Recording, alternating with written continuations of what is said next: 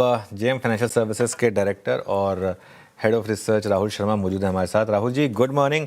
राहुल जी, कैसे अप्रोच करें मार्केट को? इतना ज़्यादा प्रेशर इस समय, और ख़ास तौर से आउट ऑफ नोवेयर ये प्रेशर आया।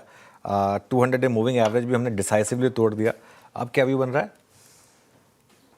अनुज जी, देखिए जो हिसाब से टेक्निकल सेटअप है मार्केट्स का, ये कैपिचुलेशन फेज में एंटर कर चुका है। तो पिछले जो 12-18 महीने का जो एक पीरियड था अंडर परफॉर्मेंस का, ये हमें लगता है कि कैपिचुलेशन फेज जो है एक तरह से कंस्ट्रक्टिव होके आएगा। अगर हम 6 to 12 मंथ के पर्सपेक्टिव से देखें तो हमारा ये मानना है कि फिलहाल मार्केट में वोलेटिलिटी है।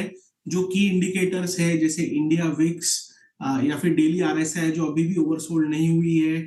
लॉन्ग शॉर्ट रेशियो तकरीबन 16% के आसपास है, और जो पुट कॉल रेशियो निफ्टी का अभी भी 0.9 के आसपास है। तो जो हमारे की इंडिकेटर्स है अभी तक ओवरसोल्ड नहीं हुए, तो हो सकता है कि 2-4 दिन की जो वोलेटिलिटी और कंटिन्यू तो दिख सकती है मार्केट में, और निफ्टी में शायद ये सेल ऑफ और एक्सटेंड होता हुआ दिख सकता है। अब बड़ा क्वेश्चन ये है कि सपोर्ट्स कहां पर है।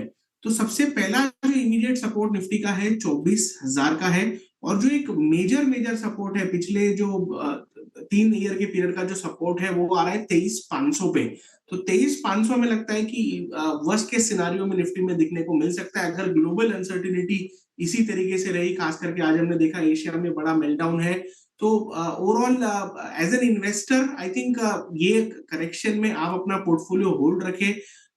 हमने हिस्टोरिकली देखा है कि 3 से 6 महीने के पीरियड में ऐसे करेक्शंस रिकवरी मोड में जाकर पॉजिटिव में मार्केट आ जाता है, और इस वक्त भी हमें लगता है कि this will also be not be any different. और as an investor I think अगर आपके पास कैश एलोकेशन है तो क्वालिटी बिजनेसेस में ऐड करना चाहिए, और जो अगर आपके पास ऑलरेडी इन्वेस्टेड है तो आई थिंक इस पीरियड को होल्ड करके चलना चाहिए। हमारा ये मानना है कि 3 से 6 महीने के पीरियड में ये जो लॉसेस है मार्केट में रिकवर होते हुए दिखेंगे, और ओवरऑल हमें लगता है कि 23,500 पे निफ्टी का मेजर सपोर्ट है, उसके आसपास निफ्टी बॉटम करना चाहिए। ओके, 23,500। 23,500 तक तो बहुत डैमेज हो जाएगा राहुल जी इस फिर प्राइसेस में। तो इस समय आपके अगर लॉन्ग या शॉर्ट आइडियाज आपके पास होंगे, आई एम श्योर, वो क्या होंगे? जी हाँ, देखिए इस खास करके इस माहौल में डिफेंस पैक पर हमारा व्यू पॉजिटिव है।